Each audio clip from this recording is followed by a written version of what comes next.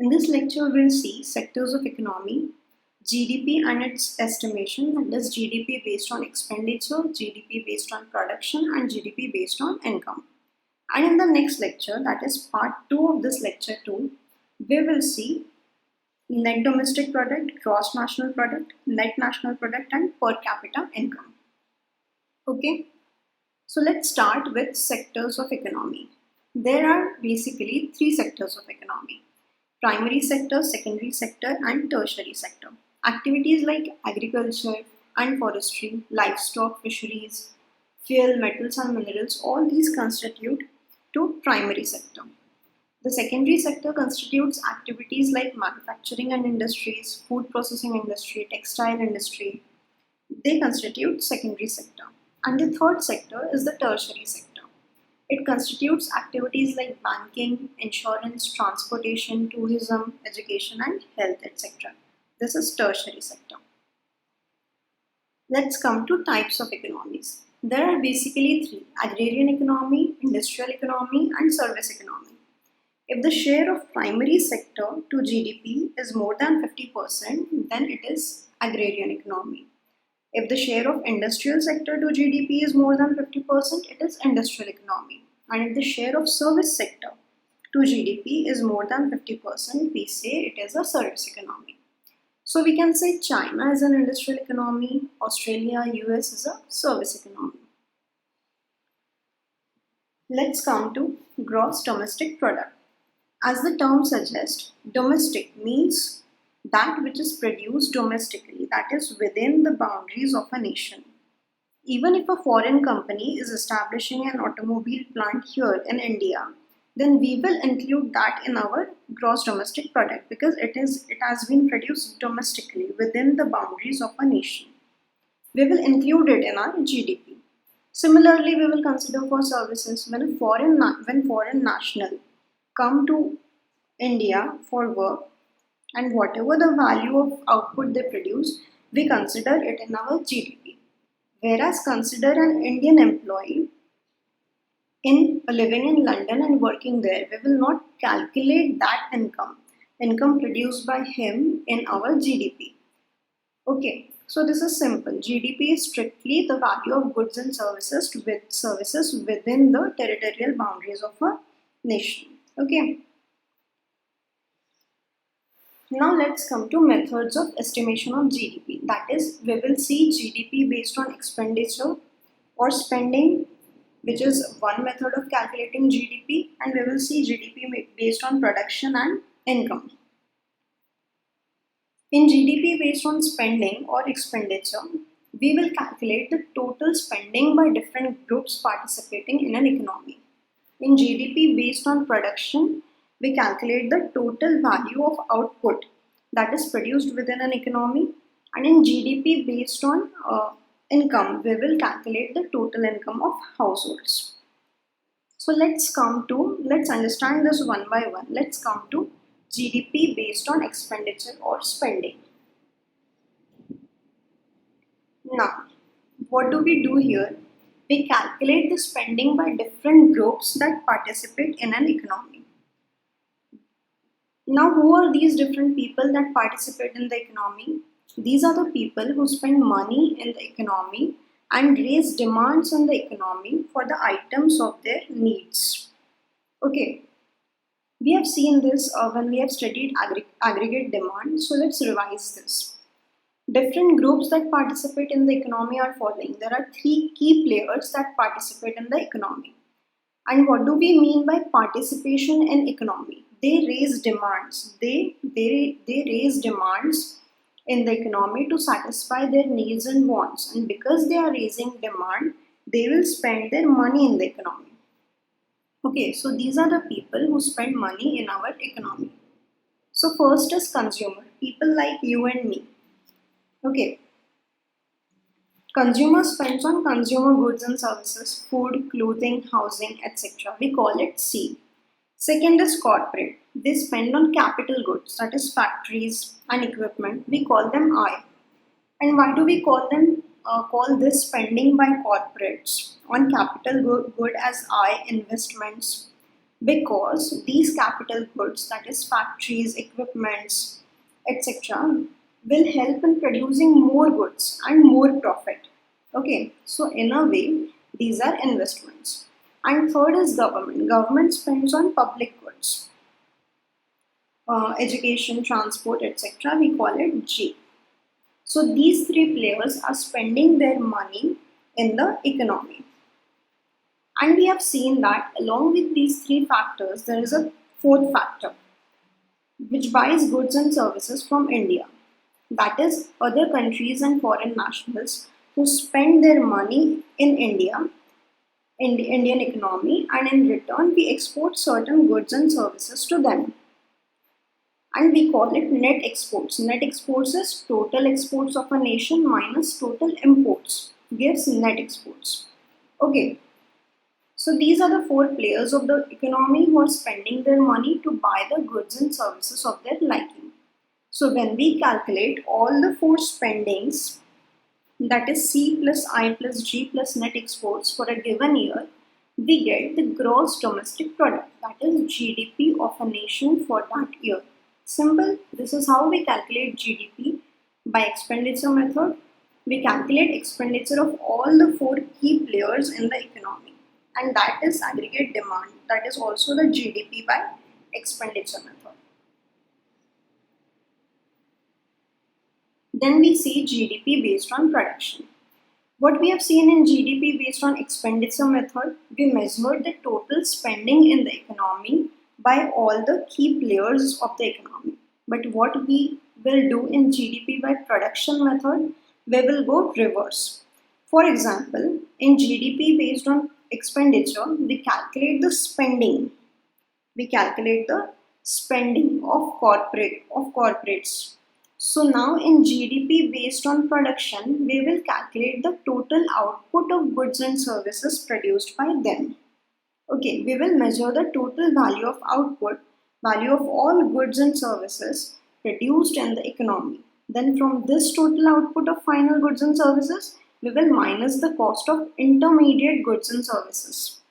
And why we will do this? Let's understand that. So we take into consideration the final output, and then from that final output, we subtract the intermediate goods and services. Let's understand this by an example. Let's say an automobile industry is manufacturing a car. The car is priced at 11 lakhs. So in GDP by production approach, we are considering the final output, that is this car at 11 lakhs. But in between the process of manufacturing, many other spare parts, nuts, bolts, etc., they are being consumed by the automobile industry, right? So automobile industry doesn't manufacture all of it by themselves. They get it from other small industries. Okay, they get these small parts from other small industries, but the value of these, the cost of these parts is already added in the cost of car. So okay, so the cost of spares, part, nuts, bolts is already included in the price of car. So we'll subtract the cost of these intermediate goods from the final good. In this similar manner, when we calculate GDP based on production, we calculate the total output of final goods and services, and from it we subtract the intermediate goods and services consumed, because the cost of this is already included in the cost of final product. Clear, simple it is. Now let's come to GDP by income. In GDP by expenditure, we have seen that there are four players that spend their money in the economy. These are the three, and the fourth one is foreign nationals that spend their money in the Indian economy, that we calculate as net exports. Okay. Now suppose you are the consumer here, your expense is somebody's income, right? You spend money on consumer goods, that is an income for shopkeepers. Government spend money on social schemes, that is an income for Manrega workers. And Ratan Tata sir will spend money on capital goods, that is an income for manufacturers of capital goods. So somebody's expense is other man's income. And what we have done in GDP by production, we have calculated GDP by the total output produced by firms. Now in GDP by income, what we'll do, we'll calculate the total income of households. That is people like you and me. So let's see the total income by households.